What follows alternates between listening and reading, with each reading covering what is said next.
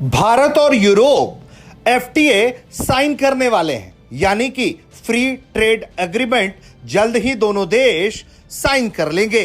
America यह देख रहा है कि भारत उसे छोड़कर यूरोप के साथ आगे बढ़ चला तो अमेरिकी प्रतिनिधिमंडल भारत में दस्तक देने पहुंचा।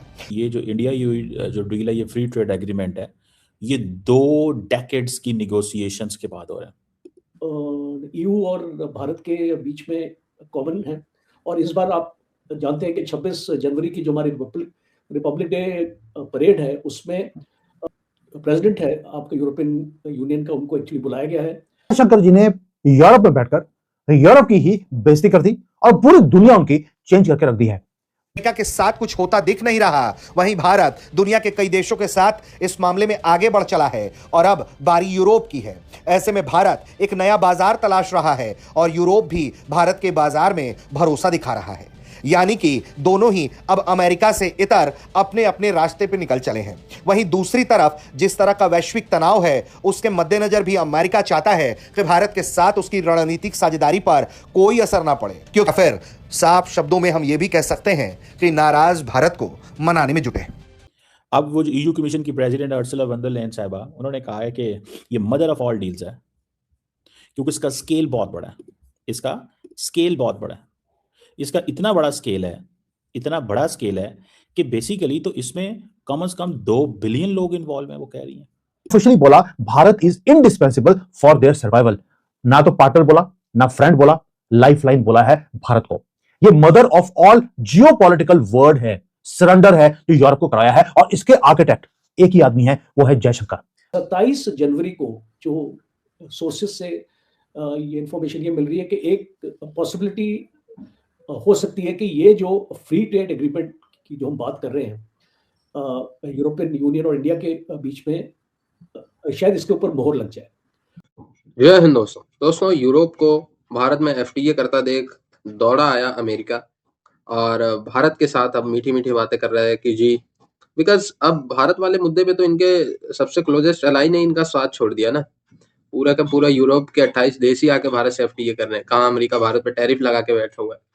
एक और वीडियो में मैं आप लोगों को बताऊंगा कि कैसे अमेरिका से लड़ गया था यूरोप भारत पे टैरिफ लगाने वाले मुद्दे को लेकर, क्योंकि अमेरिका ने नाटो देशों से या ईयू से ये गुप्त मीटिंग की थी कि जी भारत पे संयुक्त टैरिफ लगा दें, तो ईयू ने कहा था नहीं, भारत पे संयुक्त टैरिफ नहीं लगाएंगे, हम तो खुद एफटीए करने जा रहे हैं। सो जब अमेरिका ने देखा कि भाई भारत के साथ तो ये एफटीए करने जा रहे हैं, तो हम कर ही क्या सकते हैं, इससे अच्छा चलो जो है हम भी भारत में अपना एक डेलीगेशन भेज ही देते हैं। और अब खबर आई है कि अमेरिका के कांग्रेसमैन का एक महत्वपूर्ण प्रतिनिधि मंडल अमेरिकी हाउस आर्म्ड सर्विसेज कमेटी के जो अध्यक्ष हैं, चेयरमैन है, वो लोग अब भारत आए हैं, जिसमें रिप माइक रोजर्स और ranking members Adam Smith Florida के चीफ फाइनेंशियल ऑफिसर जिमी पैट्रनिस और सर्जियो गोर साहब तो थे ही, क्योंकि सर्जियो गोर साहब तो आपको पता ही है फिर एम्बेसडर है अमेरिका के भारत में, अभी नए नियुक्त है। तो ये सारे जो है ये उड़ाका दल आप कहेंगे, तुरंत जो है ये इनकी भारत के विदेश मंत्री जयशंकर साहब से मीटिंग हुई। जी आप यूरोप के क्लोज हो रहे हैं तो हमें मत भूल जाना, हम भी आपके पार्टनर हैं और हम भी आज आपसे थोड़ा हुआ है डोनाल्ड ट्रम्प के एडमिनिस्ट्रेशन में, बट हम भी आपके साथ काम कर रहे हैं मैरीटाइम डोमेन में, इंडो पैसिफिक में, क्वाड और पता नहीं कौन कौन सी बातें की, ट्रेड पे भी हम जल्द एग्री हो जाएंगे सेम पेज पे। ये सारी बातें करके पोली सो दैट कि भारत जो है अपनी प्रेफरेंस में अमेरिका से पहले यूरोप को ना रख ले। ये जो है भारत को संतुष्ट करने के लिए है। दोस्तों पाकिस्तान जो है ये सारी एक्टिविटीज देख के काफी ज्यादा निराश है, बिकॉज भारत की पॉलिसी और भारत की स्ट्रिक्ट डिप्लोमेसी की वजह से आज अमेरिका और यूरोप दोनों भारत के सामने टैरिफ रिडक्शन, जो कि इंडिया को भी प्रॉब्लम है, यूरोप को भी प्रॉब्लम है। इंडिया को तो कम प्रॉब्लम है बिकॉज चाइनीज ने इंडियन मार्केट, अपनी मार्केट इंडियन एक्सपोर्टर के लिए खोल दिया कि आपको पैसा कमाना है, आप हमें एक्सपोर्ट करो, ठीक है।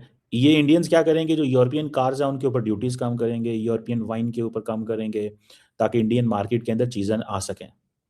Indian textile, electronics, chemical, this that, इस हवाले से। तो इसको भी आप समझ लें। तो ये जो एग्रीकल्चर और ये सारी चीजें जो है ना, इस सेंस में अब इंडिया जो है वो फ्री ट्रेड एग्रीमेंट, आपको पता है यूके, ऑस्ट्रेलिया वगैरह के साथ और बाकी के साथ वो लगा हुआ है, तो इसको भी समझने की जरूरत है। सो ये जो मदर ऑफ ऑल डील्स की बात हो रही है, मदर ऑफ ऑल डील्स की जो बात हो रही है ना, ये इसको one can not under estimate this, इसको अंडर एस्टिमेट नहीं करना चाहिए। मिसाल के तौर पे जैसे मैंने कहा 50% टैरिफ इंडिया के ऊपर लगे हुए हैं, जो डील है वो 27 जनवरी को इंट्रोड्यूस हो रही है। अब अच्छा, इंडिया के जो ट्रेड मिनिस्टर हैं वो इसको मदर ऑफ ऑल डील्स कह रहे हैं बाय द वे, और दोनों यूरोप एंड इंडिया मिलके अमेरिका को ये कह रहे हैं कि भाई हमें आपकी परवाह नहीं है, हम अपना, आज मैं स्कॉट बेसनेट जो कि उनके ट्रेजरी सेक्रेटरी है उनको सुन रहा था, और मतलब वहाँ से पता चल गया कि दिस इज़ द गेम, कि वो भी परेशान है। अब इंडिया का जो 9th फ्री ट्रेड एग्रीमेंट है, हर 4 साल बाद ये होता है, और यूके, ओमान, न्यूजीलैंड और बहुत सारे मुल्कों के साथ उन्होंने किया है। और दूसरी बात ये भी है, वो समझते हैं कि इंडिया एंड यूरोप अपने आप को रिलायबल ट्रेडिंग पार्टनर समझते हैं। Because of this entire Jio politics की वजह से जो एनवायरनमेंट है वो सारा चेंज हो गया। EU is looking towards China. EU's dependence on China is increasing. India's dependence on China is increasing. मैंने आपको आज बताया कि जो हैं चाइनीज जो हैं, जो इंडियंस जो हैं, वो क्या कर रहे हैं, they are into this game. उन्होंने अपनी सारी एक्सपोर्ट चाइना की तरफ बढ़ा दी है, और चाइना जो कि 110 अरब डॉलर की एक्सपोर्ट करता है, उन्होंने कहा आज कितने पैसे चाहिए, ये लो 10-15 अरब डॉलर, इंडिया को भी दे दिए, उसकी भी एक्सपोर्ट बढ़ा दी, ताकि इंडियंस को भी स्पेस मिले, इंडियंस को भी स्पेस मिले। आप यहां से अंदाजा लगाएं कि किस लेवल पे चीजें जो हैं वो हो रही हैं। और यूरोपियन यूनियन का इकोनॉमिक स्टेचर ऑलरेडी हाई है। ये इंडिया के लिए बहुत बड़ी बात है कि जनाब थर्ड वर्ल्ड वर्ड्स देखें, इंडिया भी तो थर्ड वर्ल्ड का कंट्री है ना। अब थर्ड वर्ल्ड कंट्री हो और फ्री ट्रेड एग्रीमेंट कर रहा हो, सिर्फ 1.4 बिलियन की पॉपुलेशन। मैं आपको अगले दिन बताऊं, I met an ambassador here, उन्होंने मुझे कहा यार आपकी आबादी है 250 मिलियन, 40% कहते हैं जी कि $4 अ डे में रह रहे हैं मिसाल के तौर। वो कहते हैं ठीक है, नो प्रॉब्लम।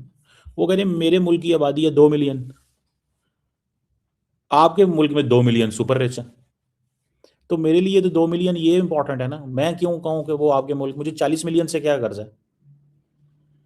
उनके लिए भी वो कहती बहुत कुछ हम कर रहे हैं। यूरोपियन यूनियन इंडिया का सबसे इन 2024 $140 बिलियन की ट्रेड हुआ है दोनों के बीच में, और $25.8 बिलियन ट्रेड सरप्लस हुआ भारत की, इसको भारत को उसका एक्चुअली फायदा हुआ है। और अभी आप इसको देख रहे हैं कि जिस तरीके से भारत की इकोनॉमी डेवलप हो रही है, अभी 4th लार्जेस्ट इकोनॉमी की तरफ हम आ चुके हैं। हम जापान को और यूके से आगे निकल आए हैं, और यूरोपियन यूनियन और भारत का जो रिश्ता है वो काफ़ी पुराना है, और इसीलिए अब इसको और मजबूत करने की कोशिश की जा रही है। 2004 से ये रिश्ता कायम है, एक स्ट्रेटेजिक पार्टनरशिप हो रखी है, और पहली बार इस साल 22 यूरोपियन यूनियन के कमिश्नर्स भारत आए थे। तो ये एक आपको जब ऐसी चीज़ें एक्चुअली होती हैं एक कंट्री और एक ऑर्गेनाइजेशन में, और एक इस टाइप की ऑर्गेनाइजेशन में, तो बहुत एक मजबूती मिलती है रिलेशनशिप को। और ख़ास तौर पे जब हम एक्सपोर्ट और ट्रेड की बात करते हैं, फ्रांस के साथ अगर आप देखें तो मैक्रोन जो है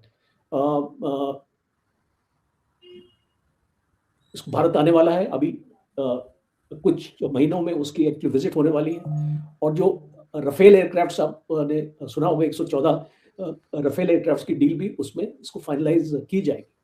और जो हमारे NSA हैं और जो डिप्लोमेटिक एडवाइजर हैं फ्रांस के, दोनों के बीच में हाल ही में मुलाकात हुई है फ्रांस में, और minister of external affairs Jaishankar भी इसको न्यू ईयर के बाद अपना जो फ्रांस में विजिट एक्चुअली किया है, और लक्समबर्ग गए हैं, और वहाँ पे ये जो ग्राउंड वर्क है आपका, innovation, technology, startups, health, education, mobility, defence, security, space, civil nuclear energy, maritime security, सारे इसको एरियाज में डिस्कशन हो रहा है।